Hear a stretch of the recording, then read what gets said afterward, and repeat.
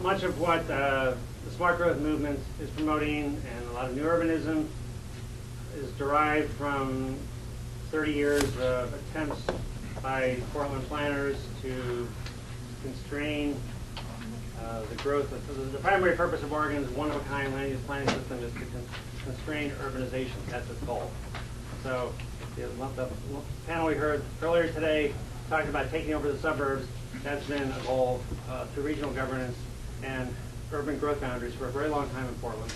And we also have been a national leader in so-called transit-oriented development based primarily around rail transit. So let's see if that works.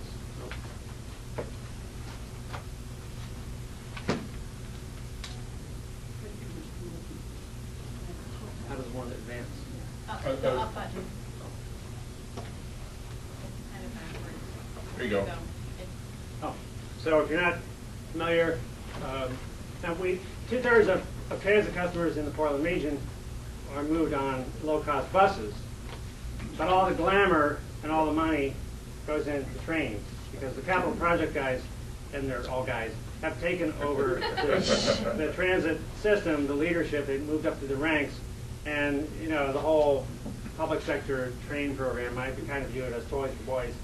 And so this is, if you're not familiar with Portland, we have this particular line from Gresham to Portland was built out 27 years ago, so that's the oldest leg. And then this was the next one. And then we have light rail here, here. This one's being built, a little 7.3 mile spur to the middle of nowhere. And then this is actually heavy rail project, commuter rail.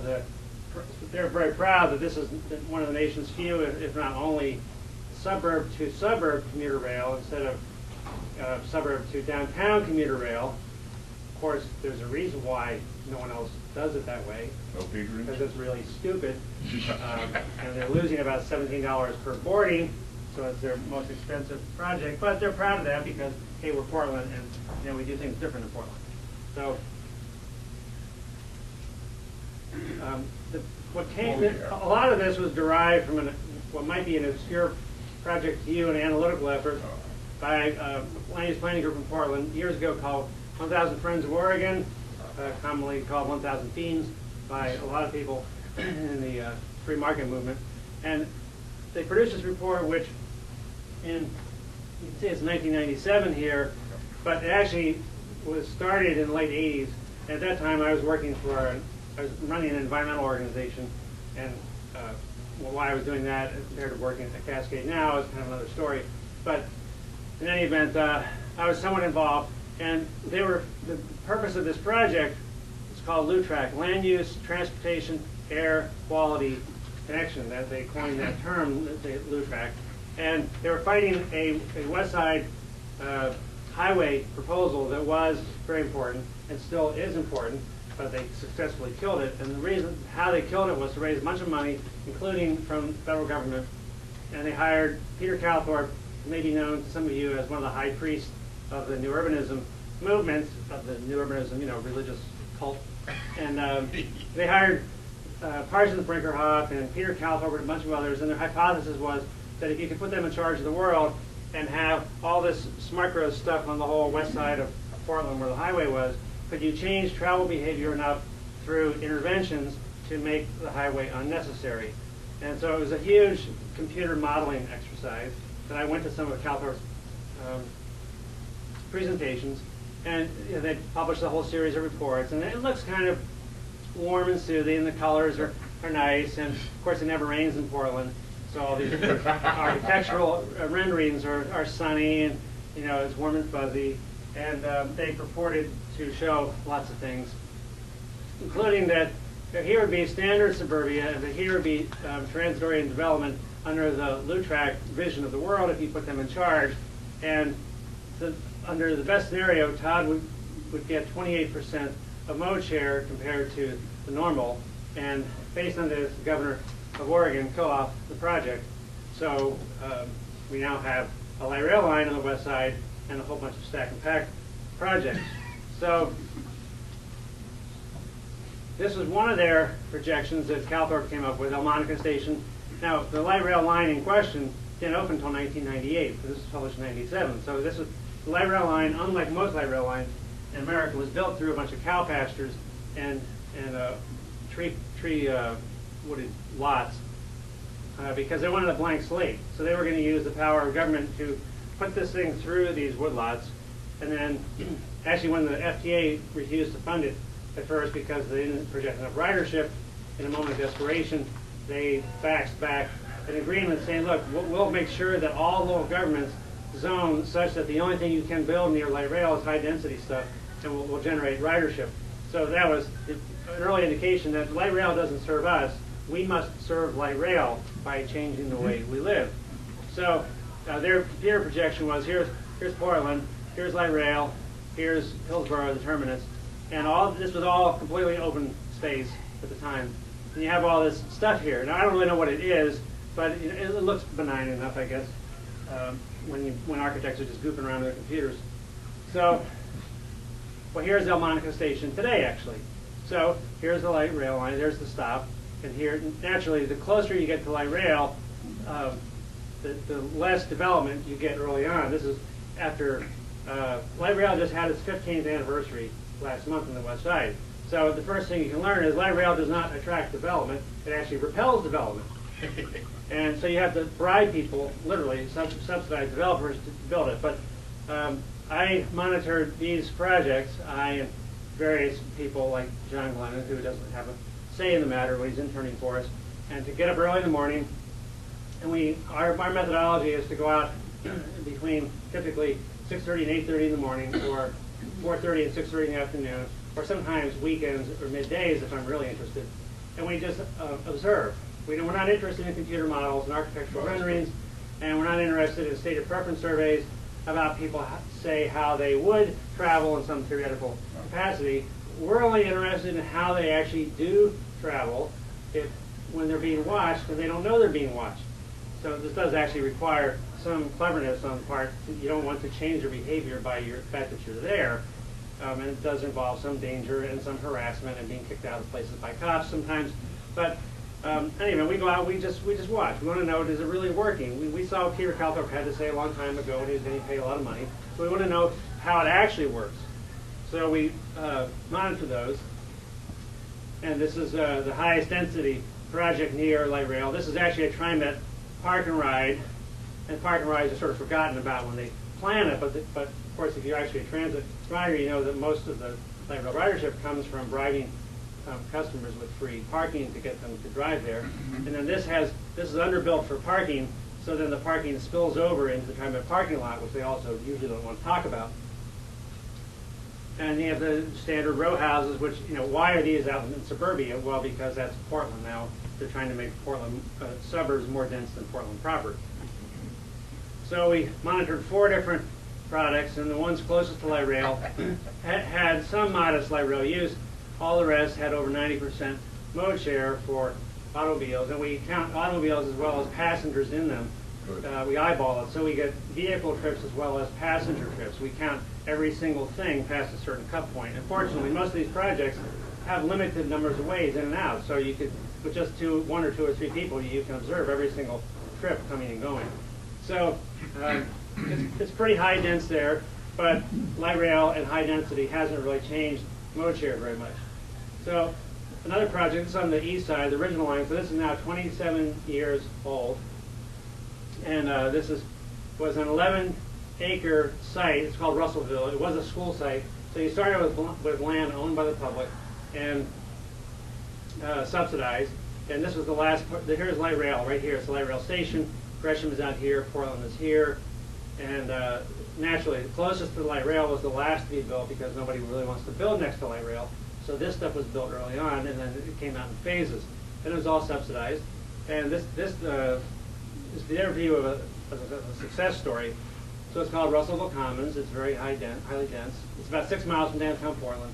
And you can see that there's very constrained parking. In fact, any time of the day or night you go there, it's very hard to park. And the same with here. Actually, maybe, Kathleen, can you flip that light off? Just the light next to you. Just one more light up. There you go. The slides show up a lot better. Did we tour this place on the Portland tour, Yes. John? We went by it. Okay, Craig Yes. says Okay, yes. thank you. I thought it looked familiar. Thank you. Okay. Now, by what we didn't tour at that time, Patrick, I didn't realize till I really monitored that carefully 2 years ago, by a quirk of fate, here's the project you just saw. Here is light rail.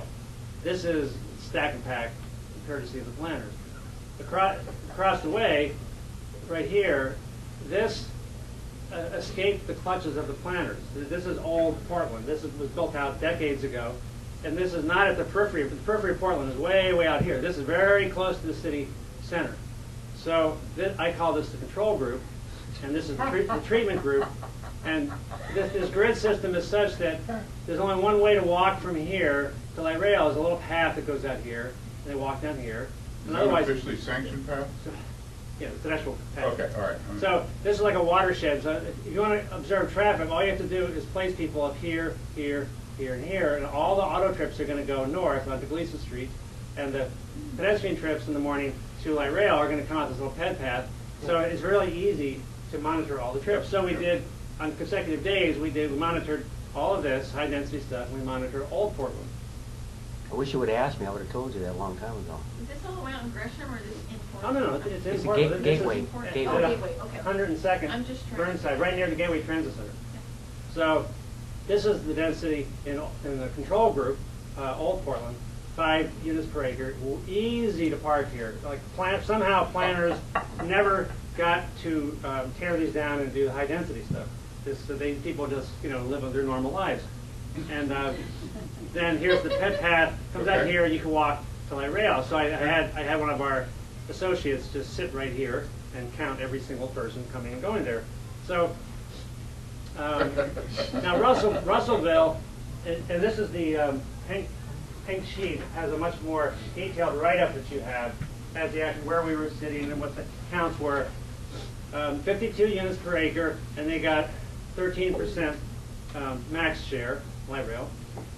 And the control group was 5 units per acre, and max was 7% of all trips.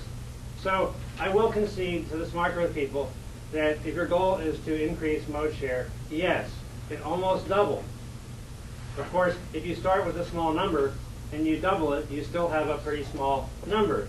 And so 13%, and plus the key thing is 5 units per acre in Old Portland and 52 units per acre for the treatment group. So you had to increase density by about a factor of 10 to get not quite 100% increase in ridership. And plus all the land was publicly owned, and this is a one-off project. So 13%, that's pretty decent, but the notion that you're going to get 20, 30, 40%, and the number of trips, total passenger trips was only 68 here. There was, I think, over 400 for Russellville. So the total number of cars, total amount of congestion imposed by smart growth neighborhood is quite high. So, for 27 years, I think we should learn something from that experience. Oh, yeah, I remember Renko. Renko Station, well, the one that I showed people 11 years ago, the Renko Station Town Center, was this. This is the famous one that people come for. Right. And light rail's here. Right. Since then, this South Side project, which is much more dense, has been totally built out. There's no more area to build, and you cannot leave on the South Side. You can only leave one little road here, and all the light rail trips have to come through a little pathway here, and then there's 4 streets out here. So it only takes 3 or 4 people, and you can monitor every single trip. And there's no more development left. Everything that's happened in Renko Station has already happened, so it's interesting to me for that reason. Mm-hmm. So now, to me, this is like kind of, what we just picked up something in Philadelphia and plunked it down into Washington County. I mean, all these row houses, right behind it is the light rail. For a suburban product, this is really pretty dense. And so it's built out. Of course, if you want your kids to play, they're going to play in the dinky little public park or whatever it is. But these are mostly child-free zones anyway. So, and then all the light rail people go up to here, Yep. and you can monitor them there. I remember that. And so, because the Renko Station is well known, I put a lot of time into this. So we monitored midday on a regular week, weekend midday, PM peak on a regular weekday, and AM peak. We monitor all those different times. So you see that the Daily Peak and the P and Peak, you can get up around 9% for suburbia. That's pretty good. But as soon as you get out of the peaks, Yep. you know, I mean, it never takes you well over 80% road share. And of course, you're stacking so many people in there that the total number of trips on the road system goes up tremendously. So, again, you could, light rail and density and all that makes a slight difference, but not a lot. So I got to kind of finish up because I'm hogging a lot of time here. I'll just say that I have a couple more things to show. 10 years ago, I took this picture on a Sunday because this is along light rail line. This is an urban renewal district, and what developer friends were telling me is, what you do is you swoop in and you buy up a little house like that, and then you tear it down and you get to upzone it. And pretty soon you change neighborhoods. You deliberately create incompatible uses through the zoning process. So I was out there and I saw, so here's this retired couple and they're splitting wood and they have what appears to be a big lot. And so I just took the photo. I figured I'd come back later and see what happens. So 10 years later I came back. Well, okay, the retired people are gone. Urban renewal district, zone high density. Oh, 56 unit drawings available. Well, that's great. Now this is close in Portland, almost a half-acre lot. That's pretty incredible. A lot of families would like to have that. Oh, you can get tax abatements and system development charge waivers. So because the market doesn't deliver this, you have to get subsidized. And by definition, if it's urban renewal, then under law, that means it's blighted. So this is blight. We have to get rid of it. So I went around to the backyard because no one's living there. And I took a picture. That's the blight. So clearly, from the Smart Growth Group crowd, we have to get rid of this. Is way too much open space and greenery. Now, I grew up in suburban New Jersey in a little town. I had a backyard like this, and I had 4 siblings. And I can only tell you, we played thousands and thousands of fun little games. And my parents didn't have to guess where I was, where we were. We were somewhere in the backyard having fun. But for Portland planners, this is blight. Got to get rid of it. 52 units and subsidies, and then we'll make Portland better. Why? Because we have to generate riders for light rail. So if light rail doesn't serve us, we serve light rail. So our next light rail line being built at a cost of $211 million per mile is a goofy 7.3 line to Milwaukee, Oregon, which is a little suburb outside of Portland. We're going to build a new bridge for the light rail and streetcar, but cars and trucks will not be allowed on the bridge. They're very proud of that. It'll be a car-free subsidized bridge. And so what has to happen, this is near Portland State University, which is up top here. This is Portland's first urban renewal project built 50 years ago. They wiped out a whole bunch of low-income neighborhoods and planted a high-rise. And they planted these trees, and it has a bus route as of 2 years ago. And it actually became a nice neighborhood, but it has to be replaced with a light rail project. So it closed it down, get rid of these trees, we can't have those. Cut some more. Now we're talking. This is awesome. We're going to run a train down there. This is a huge improvement. And all of you taxpayers are subsidizing this destruction of property to have a new urban renewal project. So we have a popular bar next to Portland State University, and TriMet takes it over and tears it down. And so, you know, we're just destroying things. This is another piece of private property there. And, oh, it's all gone. Big improvement. And then Southeast Portland, they're going to run light rail right down the middle of the street, so they have to take all these buildings on the side of the road. A popular restaurant since 1950. Hole in the ground. So, you know, light rail, in many ways, just destroys wealth, that's all. And we have to pay for all this stuff. So I'll wrap up by saying this is a 27-year-old project on the east side. This is light rail. This is one of the earliest light rail stations, Rockwood. This is going to Gresham, right? Yeah, Gresham. This is in Gresham, okay, on the east side. This is some kind of public art thing. This is where a big Fred Meyer shopping store was, which they said they had to shut it down after about 10, 15 years of exposure to light rail because there was way too much shoplifting associated with light rail. So and Fred Meyer doesn't like to shut down stores. They almost never do it. So they tore this out. So I went there last summer and I took I did a 180. I stood here and I said, what do you see if you take photos on this right here? And so you have a cop shop, Gresham Police. That is very important because you're next to the light rail line. And you have that. And you have that. Open space. Open space, yeah. And as far as light rail being a catalyst for redevelopment, okay, that's a little questionable. and then you have this. So they decided that the light rail station itself wasn't functional enough and they needed to redo it. So they had a bunch of hearings and they spent a bunch of money and they opened it last year, and this is their solution. A new light rail station. Oh, okay. Nice. Okay, I don't know if that's a pencil box, or crayon box rather, or a porcupine with a mohawk, or what the significance of that is. It looks bigger in person. How much was And it? it's uglier in person, it really is. So there's a train, and this is supposed to be an amenity that'll make you feel good about the federal government coming in. And At least you can stand under cover. yeah, and they have some classical music playing too to kind of calm people down there. So this is not some artifact of the psychedelic 60s. Okay, this is what the best and the brightest retirement planners brought you in 2012 with your money. So my last slide is as to why development doesn't happen too often is that there's a straight line correlation. The more dense you get, the more expensive it is. So when people say, "Oh, you have this suburbia, we can't afford it, it's too expensive," the cost is sprawl. I say, no, sprawl is easier to build. Density, now that's expensive. So the green line is paper tells you more, and the green sheet just quotes from some audits of our regional government, indicating that over and over, even when Metro is audited by their own auditor, she continues to tell them your problem is you never actually monitor results. You live in a world of computer models, and you keep ignoring results, and she tells them that, and they keep ignoring her. And I'm sure they will continue to ignore her. Hey, John, you have 5 minutes. Can you talk to everybody about TriMet numbers a little bit? Because I think that is very interesting.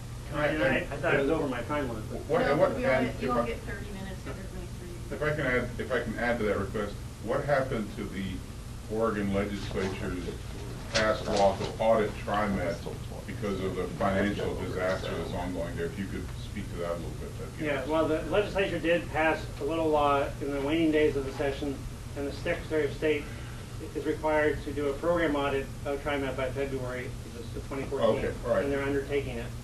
And the question Tiffany has raised, well, TriMet is marching towards insolvency. They have $1.2 billion of unfunded pension and other retiree debt, which under the rules of GASB they can keep off the balance sheet, but it's there. They have $731 million of long-term bond debt. They have probably the worst union contract in America, in which for every dollar of wages that they spend $1.59 in fringe benefits. It's only worse for the taxpayers. Yeah. So I'm thinking, most places you would calculate your total cost of labor by salaries and wages plus 20 to 40% add-on. So a TriMet is 159% add-on. And so they know that's unsustainable. And in the last 8 years, their all funds budget has gone up 125%, but their service to actual customers has gone down by 14%. So throwing money isn't the solution. So they're basically a dead man walking agency institutionally. But meanwhile, they continue to build stuff and sort of pretend that they're going to get bailed out by Santa Claus or somebody. And Vancouver. The Washington taxpayers. Since I have another 2 minutes, I'll just say in particular on this green sheet, the first two, our auditor, she works at Metro, but she's independently elected. She has her own budget, so she can say whatever she needs to say to this 700-person regional bureaucracy. And it's interesting that she said in 2008 the program had no system for regularly monitoring project results. And she says in 2010, 3 recommendations from 2008 were not implemented. Okay. Then she says in 2013, we found recommendations made in 2010 audit had not been implemented. Over and over and over. There's a theme here. I'm the auditor. I'm telling you things. You're not even gathering data. You don't even have one person among 700 bureaucrats to collect data. Do they have any travel monitoring at all? They have lots of monitoring. They have lots of people. They just choose to always look. When you live in a world of future projections, you can't be proved wrong. But if you actually look backwards to compare results with projections, like my work is, well, then it can be embarrassing. So the auditor keeps telling them this. So the most recent of the 5 audits was in June. I went there when she presented to the council.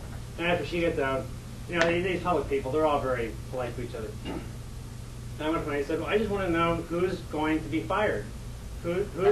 Which of your planners is going to be reassigned to the custodial staff or some other part of the bureaucracy more appropriate to the skill level? Because they ignored your own auditor for the last 4 years. She keeps telling you to do things, and you don't do them. I just want to know what consequence will be imposed. And, they looked at me, who let this geek in here? And they said to the auditor, oh, Madam Auditor, do you think we should fire someone? She goes, oh, no. Because they're all real polite. And so it just kind of goes away. I mean, there is simply no consequence for being wrong at that place. They bluntly march on. And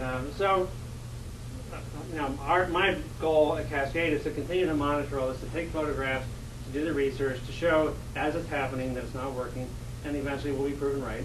And we hope that will cause some change to happen. But you need to learn from the Portland lesson, and we have people come in all the time to take the standard Portland tour, and occasionally I get invited to be part of it. Really? And I just tell, once in a while, by out-of-towners who have enough common sense to actually not want to be played for 2 days. Right. I just tell people, look and see what we do, and if you just do the opposite, then you have a chance of having a livable city. So I think, John, you up next? Sure. Okay. Hey, one addition to the Russellville, that they could have had more tax breaks, but it's owned by the Indian casinos, and they had money that they had to spend. Oh, really? So that's all rent, Russellville is all rental? Yeah, I think it is. Yeah, those are all condos, apartments. Has anybody ever considered the consequences of the load on public safety of having large concentrations around units in terms of the synergistic crime and calls for fire and EMS service? Now, if you talk to any of the police agencies outside of Portland, they're pretty open about admitting that the light rail will bring a crime element to their community. They're not happy about it. You can pull up Portland maps and put in crime, and it's redder by the rail. Yeah. Go ahead, John. Okay, so like John mentioned, I was at Cascade over the summer through the Koch Summer Fellowship Program, and now I'm interning in the Senate. So that's why I'm here in DC. And I'm glad that John was able to go right before me, because the transportation and land use are really tied very closely together, as you'll see. So I thought I'd take this opportunity to start off and give John Charles a little bit of a heart attack and say that Portland's motto, "The city that works," may actually be true. And I would also like to say that that's probably the problem. And I'm going to speak specifically about the lack of large lots in Portland. Potential new homeowners looking for a home in the Portland area today will notice a big discrepancy between the supply of land in Oregon, which is actually 98% undeveloped, and the size of lots throughout the Portland area today. In fact, in 1996, a study by Portland State said that the average lot size in Portland was 9,000 square feet. And today, if you talk to developers in the Portland area about a home that's 9,000 square feet, a lot that is 9,000 square feet, those developers will tell you that that is executive housing, because those are the only people who are going to be able to have that type of home. So at Cascade, my job was to find out whether or not this was a result of a conscious policy effort. And the way I did this was look through comprehensive plans of the cities, look at the zoning codes, talk to local planners. And for the purposes of our study, we're going to define a normal-sized traditional suburban lot is 10,000 square feet or 4 to 5 units per acre. So this is a decent-sized lot, but it's not huge, but it'll give you enough room to have a good-sized yard where the kids can play. So I started out my studying by looking into individual codes of different cities around the area. And I was trying to get a cross-section of different types of cities. So I looked at larger cities, smaller cities, and unincorporated areas. And the first thing that surprised me was that there were very few lots that met our threshold for a traditional suburban-sized lot. And the other thing that really surprised me was the uniformity among the different plans in the area. And this was especially surprising to me because I'm originally from the Chicagoland area and grew up in the suburbs there, and that is not the case at all. There's a lot of problems with Chicago, but one of them is not having different options for places to live. You can go to older, more established suburbs that will be on closed lots with access to public transportation, or you can go further out and have plenty of room and have just about anything in between. So there is a real market at work there in terms of housing options, and you have different suburban governments competing with the city and with each other to create attractive places for people to live. But looking through the plans in the Portland area, I realized that this is not the case. So I had to step away from the nitty-gritty of what was going on in the comprehensive plans and look to see where this was all coming from. And it turns out that this starts at the state level. So in 1973, the state of Oregon came out with statewide planning goals and guidelines. And goal 2 of this planning document says to establish land planning process and a policy framework as the basis for all decisions and actions related to the use of land. So that doesn't sound necessarily too exciting, but if you look into the meaning of that, it's taking what should be a private transaction. So if you have a piece of land, you want to sell it to a developer, now that's turning that into a private transaction and making it part of a political process. So anything regarding land use now has to go through the political process to be approved. But this is not the main problem with what's going on in Portland. We have to go down another level to Metro Regional Government to see why there's so much uniformity in the Portland area, and they're the ones who are in charge of implementing this goal and coming up with their own planning goals. So for those of you who aren't familiar, Metro is a unique tri-county regional government established in 1970, and it has 7 councilors. 6 of them come from different districts and 1 is at large. And they're unique because it's the only regional government where there are elected officials like this, and it also has a lot more power than other regional governments. And I'd say that there's 2 main ways that they exercise control. And the first way that they exercise control is that they have a monopoly of all the developable land through use of the urban growth boundary. So that's what I have a picture of up there. And this is kind of a simulation of the urban growth boundary here. It's basically a line that they draw around the metropolitan area, and everything inside is developable land, and everything outside is basically zoned to make it impossible to have a suburban development. And Metro is charged with the task of... within the 3 counties? Yeah. Okay. So, yeah, this covers the 3-county area here. John? Yeah. Pointer. Yeah, so you have Washington, Portland's here, and then Clackamas out here. Multnomah County. Yeah, Portland is mostly Multnomah County, so. But, so Metro's in charge of maintaining the urban growth boundary. The urban growth boundary isn't supposed to stay the same forever, and they're in charge of calculating how much land is needed inside the urban growth boundary to maintain a 20-year supply of land within it. And I'm not going to get into how they come up with that calculation because it was almost impossible to figure out. I still don't really understand it. And when you talk to them, I don't think they do either. But as you can see, that's very important when it comes to determining the size of lots because they have control over all the land where you can build on. The second major mechanism of control is that they have oversight over local developers and planners.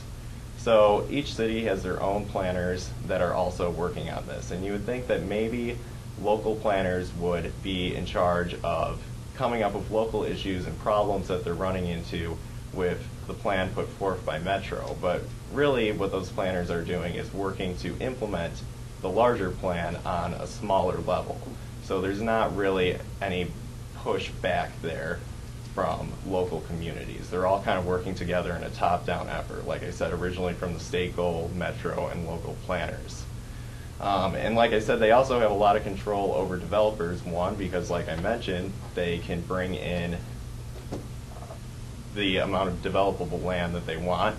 And two, they have control over what is called CET funds. So CET funds go to fund the planning process, which is too expensive for developers to pay for themselves. So what they did is they created a really high cost for planning for development, and then they also created a tax to pay for this, and now they control developers through this by handing them out funds for cooperating.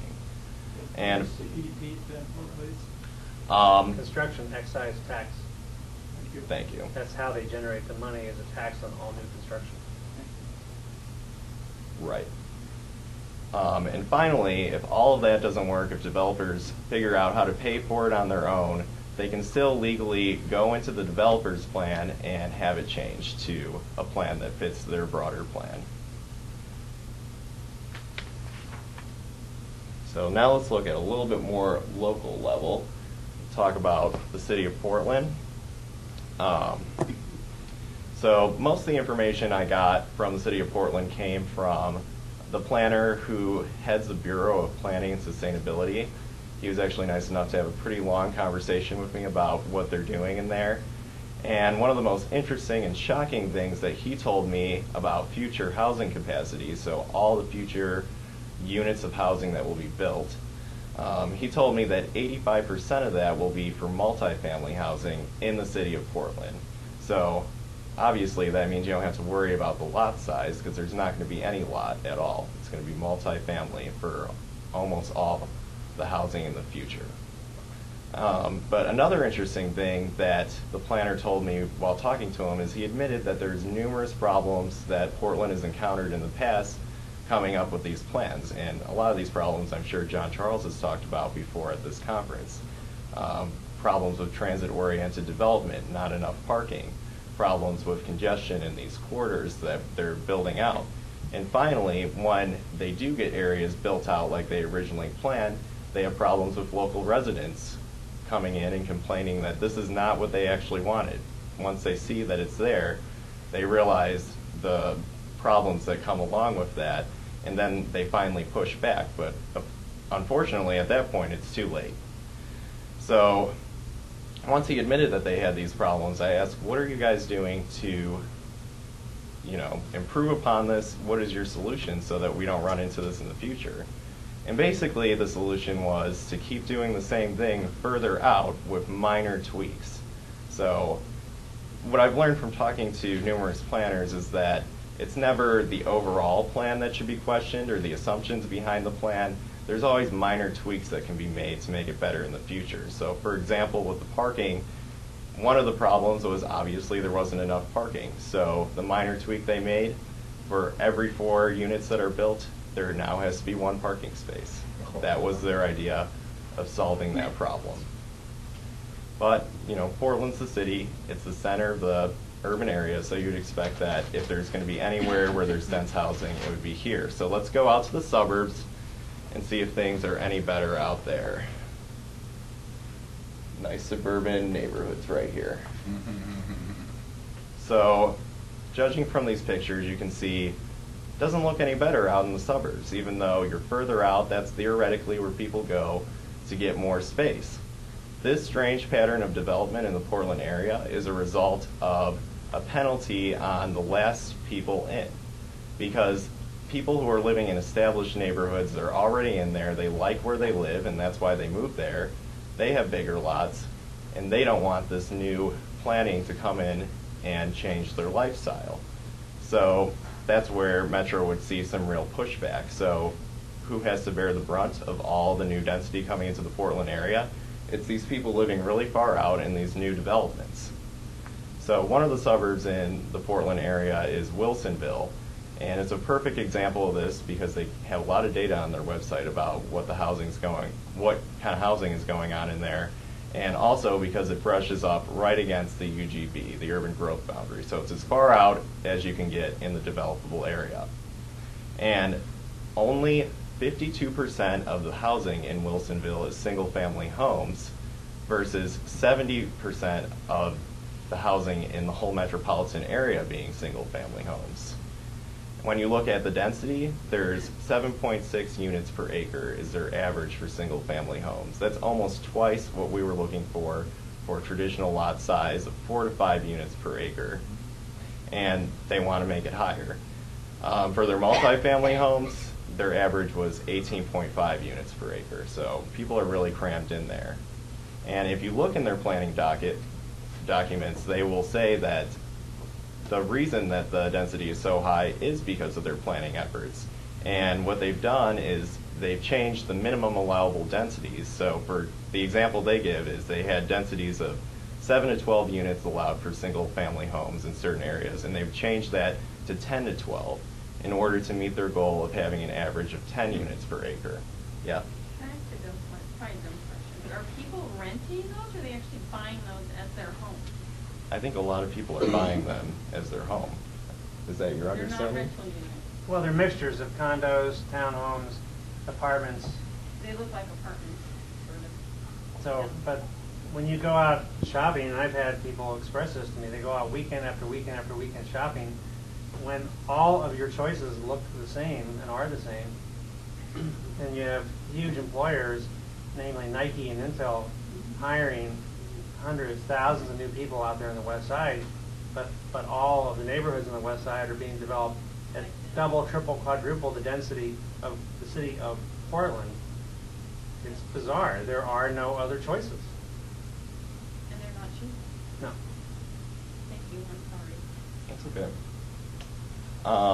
So another example that I'd like to talk about is Beaverton, and mainly what I'd like to talk about there is reading directly from their comprehensive planning code, because they have a perfect paragraph to basically sum up what I've been trying to say thus far, and they say it themselves.